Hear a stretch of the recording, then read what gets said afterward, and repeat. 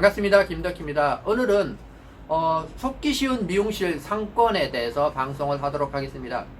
일전에 제가 이런 사람 미용실 하지 마라는 동영상을 올린 적이 있습니다만은 이 두 동영상을 연관해서 꼭 한번 보시기 바랍니다. 제가 하단에 링크를 걸어 놓도록 하겠습니다. 자, 속기 쉬운 미용실 상권 첫 번째입니다. 첫 번째는 병원 근처에 미용실을 오픈하지 마라.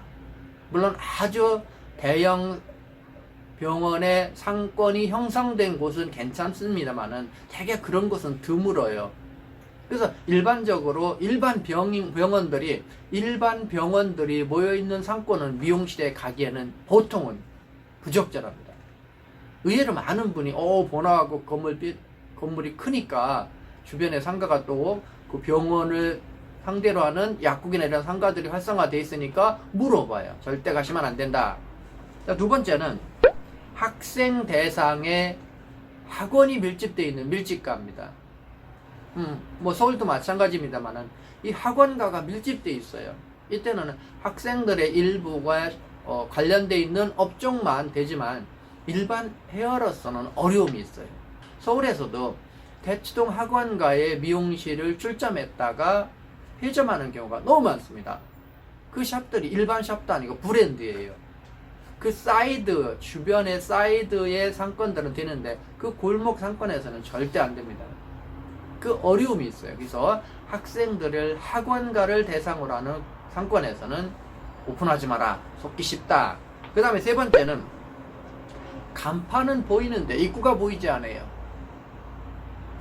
보통 상가를 전면을 임대료가 비싸기 때문에 전면에 임대를 주기 위해서 건물의 측면에 입구를 낸 경우가 있어요. 그때 2층, 3층은 조심하셔야 됩니다. 이때 2층 미용실은 2층이 아니라 3층, 4층과 똑같아요.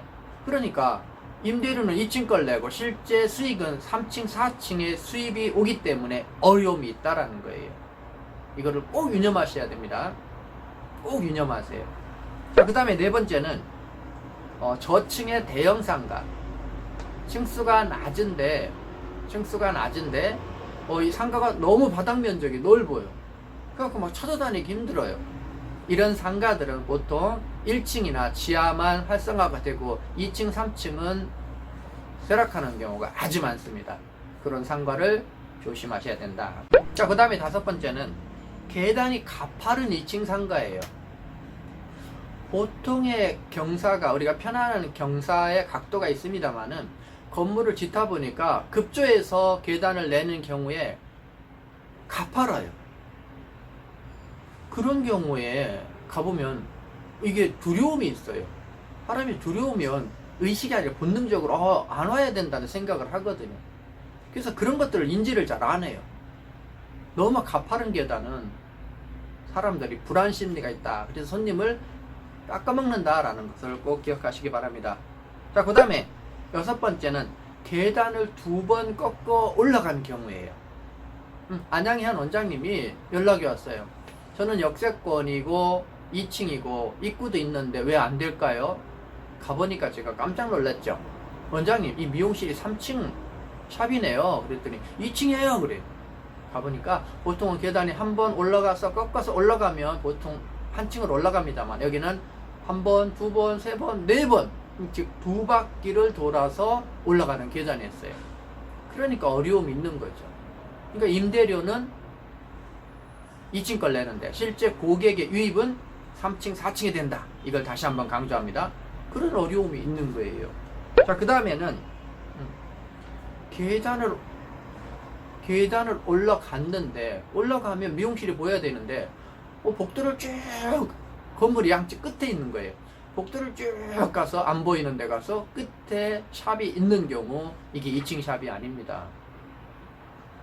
이런 샵들을 조심하셔야 돼요. 이런 샵들이 폐점하거나 수익률이 없거나 어려운 경우가 되게 많아요. 물론 이 샵들 밖에서는 보입니다. 그러니까 보인다고 생각을 하는 거예요. 근데 정말 어려움이 있다. 다시 말하면 어떻게 유지할 수 있을지 모르지만 마케팅 비용이 계속 투자가 되기 때문에 그렇습니다.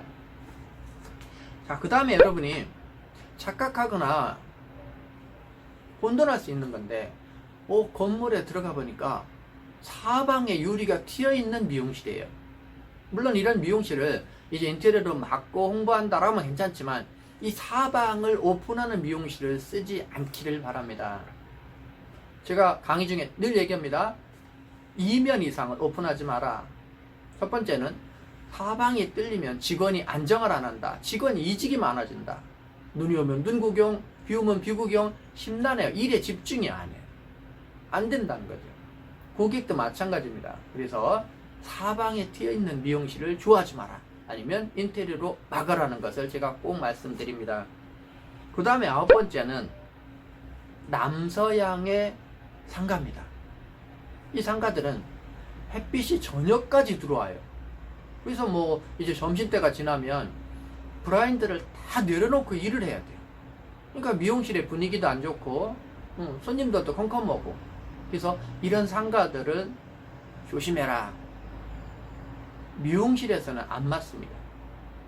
자, 그 다음에는 10번째는